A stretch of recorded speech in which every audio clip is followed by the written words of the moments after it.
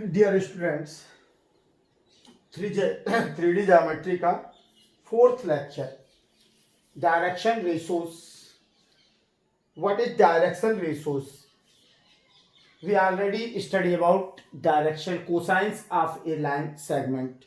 What is direction cosines? We know that direction cosines of a line segment or line is the cosines of angles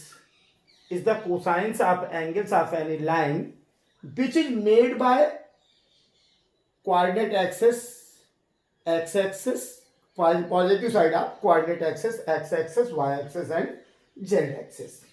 Now we discuss about DRS of a line segment. DRS, direction ratios of any line or line segment, are only numbers. Direction cosines are ratio, it is cosines of angles, while direction ratios are only numbers which is proportional to direction cosines. Since value of direction cosines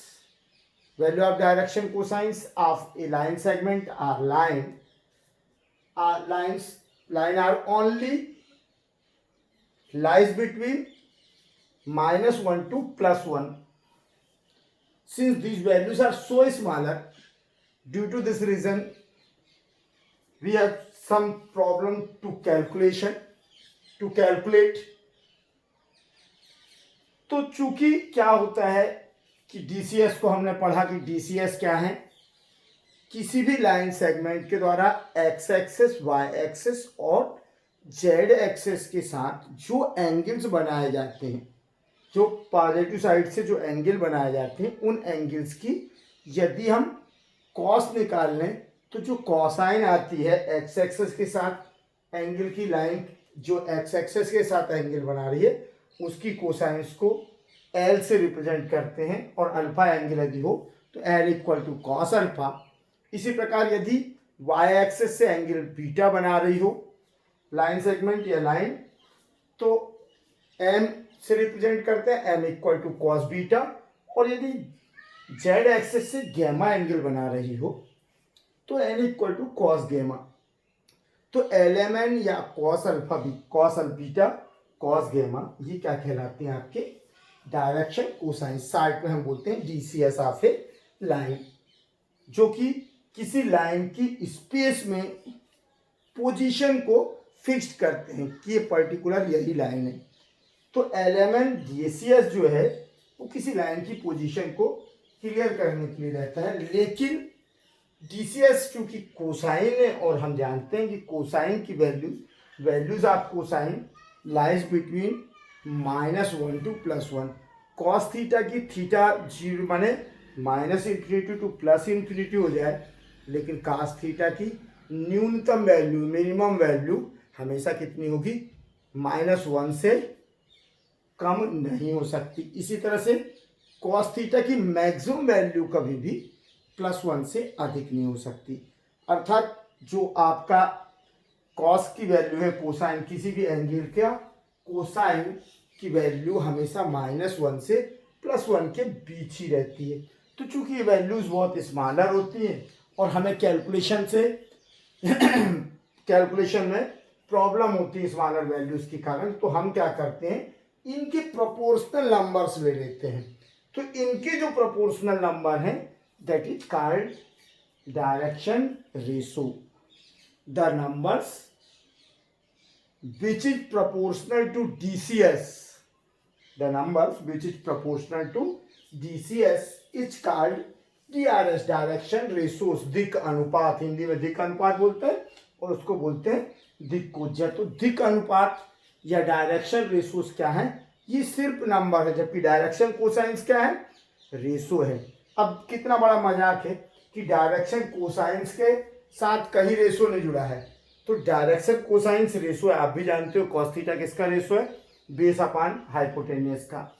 लेकिन base upon hypotenuse का ratio है और direction ratios particular numbers हैं. Direction ratios क्या है, numbers हैं, इनको ABC से रिप्रेजेंट करते हैं. ये रेशोज नहीं है, ये सिर्फ फिक्स्ड नंबर्स हैं, लेकिन इसके साथ नाम क्या यूज हुआ है, डायरेक्शन रेशोज, डीआरएस। तो डीआरएस क्या है, किसी भी लाइन के डीआरएस उसके डीसीएस के प्रोपोर्शनल नंबर्स होते हैं, उसके डीसीएस के प्रोपोर्शनल्स वे नंबर्स होते हैं जिनका डीसीएस से मैं भाग देने पर, जिनसे डीसीएस को डिवाइड करने पर कांस्टेंट प्राप्त होता है, और तीनों के लिए कांस्टेंट सेम होता है। या हम दूसरे शब्दों में डिफाइन करना चाहें तो हम कह सकते हैं कि when DCS is divided by a constant k, when DCS of any line or line segment is divided by a constant k, where value of k may be a real number except 0, then outcomes are called direction ratios. ज़्यादा अच्छे से समझ में आएगा। यदि हम किसी भी लाइन सेगमेंट के डीसीएस जो कि LMN है, इन्हें किसी कांस्टेंट k से डिवाइड कर दें, L को भी k से डिवाइड कर दें, M को भी k से डिवाइड कर दें और N को भी k से डिवाइड कर दें, तो हमें क्या मिलेगा, 3 नंबर्स मिलेंगे। These 3 numbers are represented by A, B, C and these are called direction ratios। अब क्या है, तो डायरेक्शन रेशोज इसका मतलब है इनफाइनाइट हो सकते हैं। क्यों इनफाइनाइट हो सकते हैं, क्योंकि आपकी जो k की वैल्यू है, आप जो k कांस्टेंट ले रहे हैं, वो कोई भी रियल नंबर हो सकता है एक्सेप्ट 0। 0 क्यों नहीं हो सकता, 0 इसलिए नहीं हो सकता कि हम जब 0 से डिवाइड करते हैं तो हमें क्या मिलता है, इनफाइनाइट। किसी भी नंबर को 0 से डिवाइड करोगे इनफाइनाइट मिलेगा, इसलिए 0 को छोड़कर किसी भी रियल नंबर k की वैल्यू कोई भी रियल नंबर हो सकता है। माने सेम रियल नंबर से यदि हम DCS को डिवाइड कर दें तो जो आउटकम्स होंगे that are called DRS of that line segment. इसका मतलब है कि DRS of a line segment are a infinite set. ये इनफाइनाइट सेट है which depends on value of k। Since value of k is an infinite set or it is a set of real numbers except 0,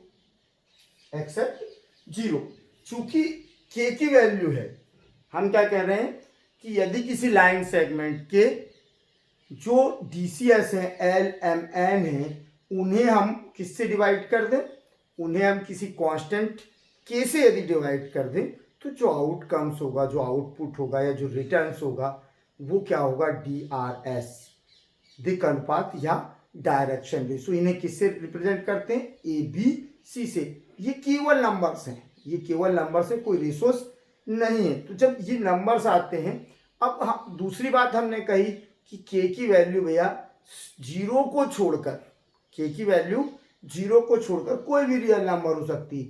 इसका मतलब है कि हम direction ratios एक infinite set है जिसके कोई भी मान हो सकते हैं। ये किस पे डिपेंड करते हैं, k पर डिपेंड करते हैं। तो मैंने ट्रेंड बदल के एक्सप्लेन किया, ज़्यादा अच्छे से समझ सकते हो।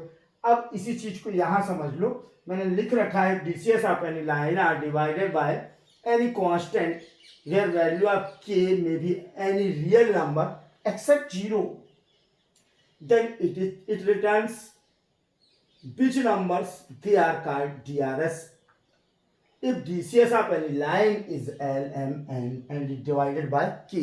यदि मान लेते हैं किसी लाइन के DCS क्या है, LMN, DCS को हमेशा small l small m small n से रिप्रेजेंट करते हैं। ये यूनिवर्सल स्टैंडर्डाइजेशन है, मानकीकरण है, जिसमें कि LMN और डायरेक्शन रेशोस को स्मॉल ABC से रिप्रेजेंट करते हैं। तो मैंने कहा कि L को k से डिवाइड किया और मान लो रिटर्न आया स्मॉल लेट a, तो L इक्वल टू क्या हो गया, AK, या हम इसको इस तरह भी लिख सकते हैं DCS upon direction ratio L upon A is equal to k। M को k से डिवाइड किया तो मिला B, तो M is equal to BK हो गया या m upon b is equal to k। m को k से डिवाइड किया, मिला c, n is equal to c k या n upon c is equal to k। अर्थात ABC ऐसे नंबर्स हैं, ABC ऐसे नंबर्स हैं जिनसे LMN को यदि हम डिवाइड करें तो ये इसका रेशो इक्वल हो जाता है, they returns a constant value, same constant value. इसको इस तरह से भी कह सकते हैं कि डायरेक्शन रेशोज किसी लाइन सेगमेंट के लिए वो नंबर्स हैं जिनसे किसी डीसीएस को, किसी लाइन के डीसीएस को डिवाइड करने पर हमें कांस्टेंट प्राप्त होता है, इक्वल कांस्टेंट प्राप्त हुआ। अब हम नोट कर सकते हैं l upon A is equal to M upon B is equal to N upon c, जहाँ ए बी सी क्या है, direction ratios of which line segment which contains DCs l M n, माने ऐसी line जिसके DCS l M N हो। अब ए b सी उसका क्या हो गया, ए बी सी उसकी डायरेक्शन रेशोज हो गए। तो L upon A equal to M upon B is equal to N upon C equal to K. तो ए बी सी नंबर्स हैं और ऐसे नंबर है प्रोपोर्शनल नंबर्स हैं। यहाँ पर मैंने एक और चीज नोट नहीं की है, इसी चीज को हम और क्या कर सकते हैं, l proportional to a implies that m proportional to b implies that n proportional to c. When l equal to a k is constant, so L proportional to A, M proportional to B and N proportional to C। DCS के समानुपाती proportional numbers को, DCS के proportional numbers को क्या कहते हैं, direction ratios कहते हैं। अब रेशोज एंड प्रोपोर्शन से हम जानते हैं कि यदि रेशोज दिए हैं तो उनके स्क्वायर के अंडर रूट, उनके न्यूमरेटर के स्क्वायर के सम का अंडर रूट और उनके डिनोमिनेटर के स्क्वायर के सम का अंडर रूट का जो रेशो है वो इस रेशो के इक्वल होता है। इतना ही नहीं है, आप इसको l cube plus n cube plus n cube की whole power 1/3 is upon a cube plus b cube plus c cube raise to 1/3 4 भी कर सकते हो। मतलब सभी के पावर्स को प्लस करके, कितना भी पावर लगा के प्लस कर दो और उस पूरे के समेशन के ऊपर उतने की ही 1/x बने पावर लगा दो, उतनी पावर 1/, में लगा दो, तो दोनों का रेशो हमेशा इक्वल होता है। तो अब चूंकि हम जानते हैं L M N are DCS of a line segment and we prove that L square plus M square plus N square is equal to 1। हम अच्छी तरह से जानते हैं कि किसी भी लाइन के डायरेक्शन कोसाइंस के स्क्वायर का सम हमेशा 1 होता है। L square plus M square plus N square equal to 1, या cos square alpha plus cos square beta plus cos square gamma is equal to 1, where alpha beta gamma are the angle which is made by line with positive side of x axis, y axis and z axis। तो यहाँ पर but ABC LMNR direction ratios it is cosines, but ABC, what is ABC? ABC are only proportional number, so a square plus b square plus c square cannot be equal to 1। किसी भी स्थिति में a square plus B square plus C square 1 के equal नहीं हो सकता। अब अपने को क्या मिला, since L square plus M square plus N square equal to 1, so we can write it L upon A is equal to M upon B is equal to N upon C is equal to plus minus 1, under root 1 is plus minus 1 upon under root A square plus B square plus C square. When we take L upon A is equal to plus minus 1 upon under root A square plus B square plus C square, so L is equal to plus minus A upon under root A square plus B square plus C square, M is equal to plus minus B upon under root A square B square plus C square, and N is equal to plus minus C upon under root A square plus B square plus C square. It means if you have the value of direction ratios or value of ABC, then you can find out LMN। यदि आपके पास किसी line की या line segment के DCS दिए गए हो तो आप उसके DRS डायरेक्शन रेशोज को आसानी से प्राप्त कर सकते हैं। और डायरेक्शन रेशोज या इसी को हम कह सकते हैं relation between direction ratios and direction cosines. तो डायरेक्शन कोसाइंस और डायरेक्शन रेशोज के बीच रिलेशन क्या है? डायरेक्शन कोसाइंस यहाँ LMN है और डायरेक्शन रेशोज क्या है? डायरेक्शन रेशोज ABC है। तो हम इसको लिख सकते हैं, इस फार्मूला से हमने फाइंड आउट किया कि L की value plus minus A upon under root A square plus B square plus C square, value of M is equal to plus minus B upon under root A square plus B square plus C square, and value of N is equal to plus minus C upon under root A square plus B square plus C square. तो ये क्या है? Summation है direction ratios का। Summation का square माने summation है किसका? Square of direction ratios. इसको हम समेशन के साइन से भी रिप्रेजेंट कर दे सकते हैं, summation of sigma A square. Hence DRS is a infinite set and they are only proportional numbers. We can represent LMN in the form of DRS. DCS can be represented in the form of DRS. We can write it these formulas in the short form. L is equal to plus minus A upon under root summation of A square.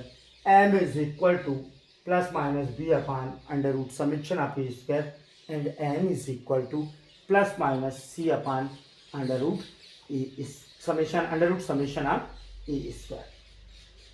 Second thing, ये तो DRS हो गया, मैं समझता हूँ DRS आपको clear हो गया होगा। सेकेंड थिंग कि DRS है फिर line OP equal to R P X Y Z and DCS है पे लाइन R LMN। ये हमने अभी इसके पहले प्रीवियस लेक्चर में स्टडी किया था कि यदि कोई लाइन OP, ये हो गई OP XYZ। अब if OP line segment OP is equal to R है, OP is equal to R and coordinates of P is XYZ, then L is equal to X upon R, M is equal to Y upon R। हमने ये निकाला था। एक के लिए मैं फिर से रिपीट कर देता हूँ, प्रीवियस लेक्चर में हम डिस्कस कर चुके हैं। PM यदि हम परपेंडिकुलर डालें तो क्या हो जाएगा? ये Y एक्सेस हो गई, ये X एक्सेस हो गई और ये Z एक्सेस हो गई। Suppose this angle is beta, तो कॉस बीटा इक्वल टू क्या हो जाएगा? अब यहाँ ध्यान से देखो, cos beta is equal to M is equal to ये जो O से M तक की डिस्टेंस, ये Y एक्सेस पे किसी भी पॉइंट से यदि हम परपेंडिकुलर कोऑर्डिनेट एक्सेस पे परपेंडिकुलर ड्रा करते हैं तो ये इसका जो फुट की डिस्टेंस है, कहाँ से? ओरिजिन से फुट की डिस्टेंस उस कोऑर्डिनेट एक्सेस की वैल्यू के बराबर होता है। चूंकि Y एक्सेस पे हमने P से परपेंडिकुलर ड्रा किया PM, अब यहाँ पर PM ड्रा किया है तो, और ये बीटा एंगल बना रहा है OP Y एक्सेस के साथ, इतना बना रहा है एंगल बीटा। अब कॉस बीटा बराबर क्या हो जाएगा? M equal to OM upon OP, और OP की वैल्यू हमने कितनी रखी है? R, और OM इक्वल टू है Y, तो cos beta equal to Y upon R। इसी तरह से हमने निकाला था cos alpha equal to X upon R, cos beta equal to Y upon R, और cos gamma equal to Z upon R। It means L is equal to X upon R, M is equal to Y upon R, and N equal to Z upon R। और DRS में हमने क्या पढ़ा कि DRS कौन है? कि यदि किसी कांस्टेंट K से LMN को डिवाइड किया जाए, LMN को किसी कांस्टेंट से डिवाइड किया जाए तो जो नंबर्स प्राप्त होते हैं उन प्रोपोर्शनल नंबर्स को क्या कहते हैं हम? DRS, डायरेक्शन रेशोज, दिक् अनुपात। यदि DCS को किसी कांस्टेंट से, यहाँ पर कांस्टेंट कौन दिख रहा?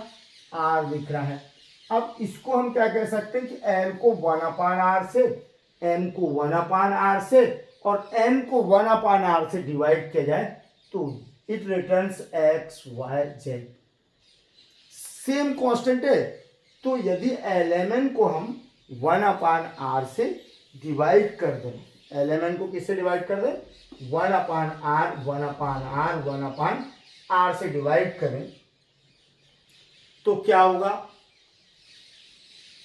आपका XYZ रिटर्न होंगे और XYZ रिटर्न होंगे। तो XYZ DRS की डेफिनेशन से XYZ क्या होना चाहिए? DRS। तो जिस लाइन के OP, लाइन OP का किसी ओरिजिन को किसी पॉइंट PXYZ से मिलाने वाली लाइन सेगमेंट, ओरिजिन मूल बिंदु को किसी पॉइंट PXYZ से मिलाने वाले लाइन सेगमेंट अर्थात रेखाखंड के DCS हमेशा OP की यदि लेंथ R हो तो X/R, X coordinates of P/OP, Y coordinates of P/OP and Z coordinates of P/OP. Since so XYZ coordinates of x-axis, y-axis and z-axis are DRS coordinate of point P, x, y, z, coordinates of P along with x-axis, y-axis and z-axis. It means x, y, z are the direction ratios of line segment OP, अर्थात मूल बिंदु को किसी बिंदु P, किसी point P XYZ से मिलाने वाली रेखाखंड लाइन सेगमेंट के DRS उसकी कोऑर्डिनेट के इक्वल होते हैं, XYZ के इक्वल होते हैं। नेक्स्ट, अब यदि कोई लाइन PQ है, 2 points P X1 Y1 Z1 and Q X2 Y2 Z2 को मिलाने वाली लाइन सेगमेंट की X1 Y1 Z1 P and Q X2 Y2 Z2 को मिलाने वाली लाइन सेगमेंट के DCS हमने फाइंड आउट किए थे। L is equal to X1 upon PQ, M is equal to Y2 minus Y1 upon PQ and N is equal to Z2 minus Z1 upon PQ। ये previous lecture में हम drive कर चुके हैं। तो LMN 2 point से होकर जाने वाली straight line, the straight line which join 2 points P X1 Y1 Z1 and Q X2 Y2 Z2 are DCS of that line are L equal to X2 minus X1 upon PQ, M is equal to Y2 minus Y1 upon PQ and N equal to Z2 minus Z1 upon PQ. Since PQ is constant and same in these 3 DCS, so we can write L upon 1 upon PQ, M upon 1 upon PQ and N upon 1 upon PQ. If LMN are divided by 1 upon PQ, if LMN are DCS of any line PQ are divided by 1 upon PQ, so we get DRS। Same constant से यदि number divide हो रहा है तो जो मिलेगा वो DRS है। तो क्या बच गया अपने को X2 minus X1, Y2 minus Y1, Z2 minus Z1। तो किसी ऐसी लाइन सेगमेंट के जो P X1 Y1 Z1 और Q X2 Y2 Z2 को ज्वाइन करने पे बनी है उसके DRS क्या होंगे? X2 minus X1, Y2 minus Y1 और Z2 माइनस Z1। तो ये DRS का डिटेल हो गया। अब हम नेक्स्ट टॉपिक पढ़ने वाले हैं angle between two lines whose direction cosines are given, and this is which are L1 M1 N1 and L2 M2 N2 respectively. हम कह रहे हैं कि उन दो लाइन सेगमेंट्स या उन दो लाइंस के बीच का angle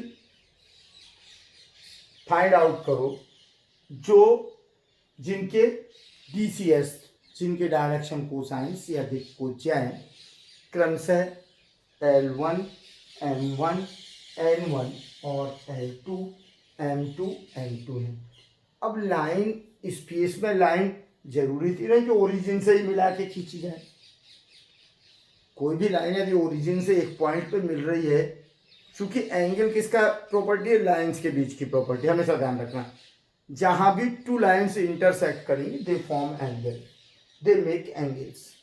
if two lines are intersected at a point then they make a particular angle, but when two lines are in the space, यदि टू लाइंस कहाँ पर हैं, स्पेस में है, जरूरी नहीं कि वो इंटरसेक्ट कर रही हैं, तो हम क्या करते हैं, उनके बीच का एंगल निकालने के लिए ओरिजिन से उनके पैरेलल टू लाइंस खींचते हैं। Let A B and C D are two given lines. हम सपोज करते हैं कि ए बी और C D, A B and C D are two given lines in space.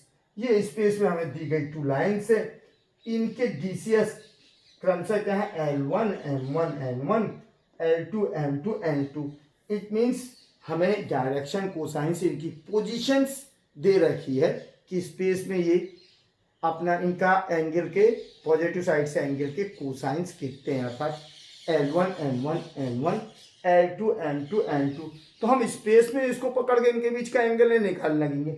हमने AB के पैरेलल एक लाइन ड्रा की, AB के पैरेलल लाइन ड्रा की, दिख रहा है ये AB, उसी के पैरेलल लाइन खींची हमने OP, और इसी तरह से ये लाइन जो CD दिख रही है, CD के पैरेलल लाइन हमने खींच ली OQ।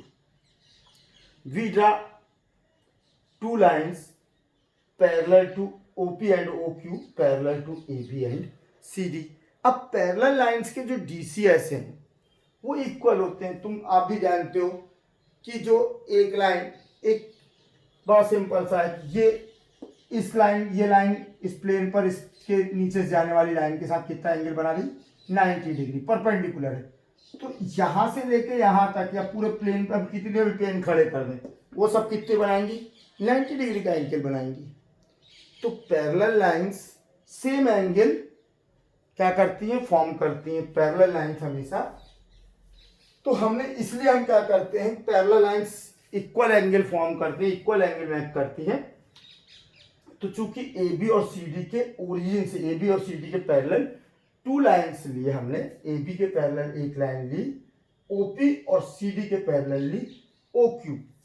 तो ये जो AB एंगल बनाती है X axis Y axis Z axis के साथ, वही कौन बनाएगी, OP बनाएगी।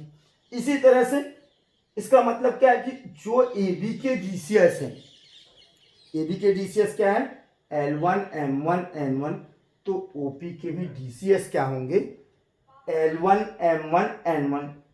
अब उसी तरह से CD के पैरेलल लाइंस हमने खींची OQ। तो चूंकि OQ के जो है DCS क्या है, L2 M2 N2, तो जो लाइन जो CD एंगल बना रही थी X axis Y axis Z axis से, और OQ उसके पैरेलल है, तो OQ भी कितना बनाएगी angle, X axis Y axis Z axis के साथ सेम एंगल बनाएगी, अर्थात दोनों के DCS सेम होंगे। इसका मतलब क्या हुआ, OQ के DCS हो गए L2 M2 N2। Now we suppose a point R X Y Z on line OP। अब हमने एक पॉइंट ले लिया, हमें रिलेशन निकालना है, रिलेशन मीन्स लॉकस, बिंदुपथ, और उसके लिए हमें किसी न किसी वेरिएबल पॉइंट को इमेजिन करना पड़ेगा। हमने सपोज किया कि let R X Y Z be a point on OP, then draw a perpendicular from R to OQ। अब हमारे पास, हमने R को एक पॉइंट OP पर एक पॉइंट एक बिंदु एक्स वाई जेड लिया, आर एक्स वाई जेड लिया, और आर से हमने ओ क्यू पर एक परपेंडिकुलर ड्रा कर दिया, एक लंब खींचा, तो R M is perpendicular to O Q. R M जो है वो ओ क्यू पर एक लंब है।